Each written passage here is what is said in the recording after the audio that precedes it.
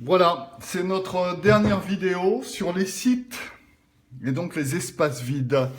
Donc on prend son poly, grand 4 les sites, les espaces vides.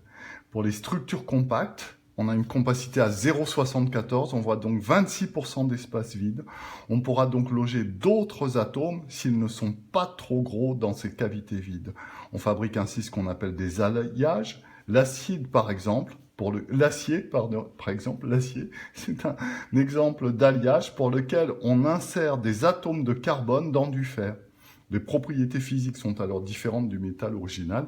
On arrive à avoir quelque chose de bien plus dur que le fer. En fait, le fer, c'est un peu malléable, parce que c'est des sphères comme ça qui peuvent couler, glisser un peu les unes sur les autres.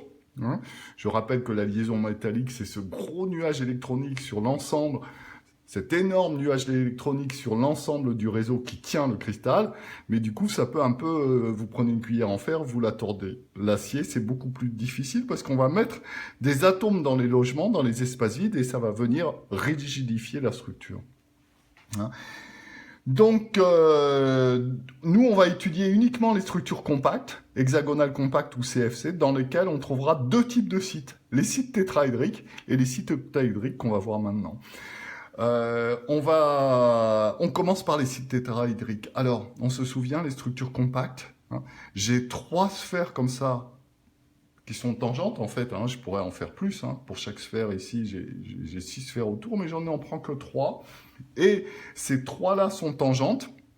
Et donc, au-dessus, soit je mets une sphère, et on peut voir que il y a quand même de la place vide, ici, au centre de ce qui est en fait un tétraèdre. Et ça, c'est évidemment un site tétraédrique. D'accord?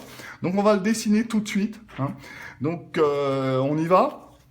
Donc, je vous invite, évidemment, il faut absolument faire les dessins en même temps que moi. J'ai pas trop insisté dans toutes les vidéos précédentes, mais il faut que vous dessiniez vos schémas en même temps que moi. Donc, je vais le faire un petit peu rapide. J'espère que j'aurai le coup de main. Voilà, pour avoir... Voilà, ça y est. Ça, c'est un site tétraédrique. D'accord? Donc ça, c'est mon plan A. Voilà. Plan A. Évidemment, ici, je suis en contact. Et j'ai le plan B au-dessus. Plan B. Et évidemment, ici, je vais avoir ce que j'appelle un tétraèdre, dont je vois bien les arêtes. Okay, voilà. Une pyramide, si vous préférez. Okay, et donc, à l'intérieur, j'ai ce qu'on appelle un site T pour site tétraédrique. Okay, c'est évidemment des sites assez petits.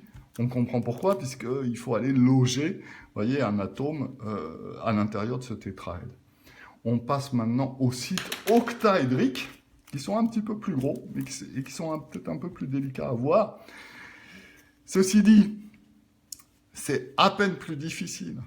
Au lieu de mettre une sphère ici, j'en mets pas. Alors, si je ne mets pas de sphère ici, ça veut dire que j'en mets 3 autour. On se souvient, c'est toujours la même technique. Vous voyez, soit vous mettez la sphère et les 3 places autour sont prises, soit vous ne la mettez pas et du coup, ça libère les 3 places. Et en fait, ça, vous voyez, 3 sphères au-dessus, plus 3 sphères au-dessous, ça va vous faire un octaèdre. Donc, il est là. Voilà. Et ça va être un site octaédrique. Ne pas oublier que quand je dessine le CFC, eh bien, mes plans A, B, C, comme ça, sont inclinés par rapport à la maille. Voilà, donc c'est exactement ce qu'on va faire ici. Et on va apprendre à dessiner cet octaèdre. Ok? On y va? Donc, site T, et maintenant, site octaédrique. Donc, le démarrage, c'est exactement le même, à savoir, on place ici, on dessine plutôt notre triangle équilatéral. Voilà. Donc, là encore, faites-le en même temps que moi. Éventuellement, vous mettez la vidéo sur pause. Voilà. Ça, c'est votre plan A. Donc, ces 3 atomes-là sont au contact. Et maintenant, on va dessiner le plan B. Donc, je vous rappelle, le plan B, on n'occupe pas, ici, le centre. On occupe comme ça, sur les côtés. Donc, ça va vous faire la chose suivante. Il faut dessiner, reproduire votre triangle équilatéral, mais de la façon suivante. Donc attention, ici, voilà, vous êtes au-dessus. Hein. Ça va être le plan B qui est au-dessus du plan A. Okay, donc très très important, ce plan B est au-dessus du plan A. D'accord? Donc ce qui donne, en fait, quand on va incliner tout ça vertical, ben, on peut voir, on va le dessiner ici, on peut voir qu'effectivement, on voit bien un octaèdre. Hein. Voilà, là je suis en train de le faire, de le monter en perspective. Hein. Voilà, voilà.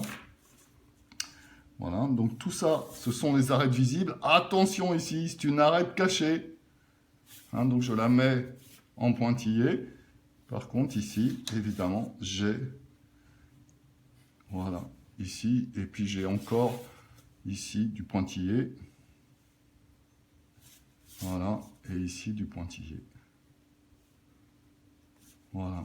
Donc là, on voit bien l'octaèdre. Un octaèdre, c'est 8 faces. 1, 2, 3, 4, 5, 6, 7, 8. Hein. Donc il y a 8 triangles comme ça. Attention, qui sont... voilà, qui représentent l'octaèdre. Hein. D'accord? C'est quand on l'a redressé. Donc qu'est-ce qui se passe maintenant? Eh bien, ces sites... Donc là, alors, ici, on voit bien qu'on a un espace bien plus volumineux en site octaédrique qu'en site tétraédrique. D'accord? Voilà. Le site... alors, moi j'aime bien le faire comme ça, c'est très pratique aussi.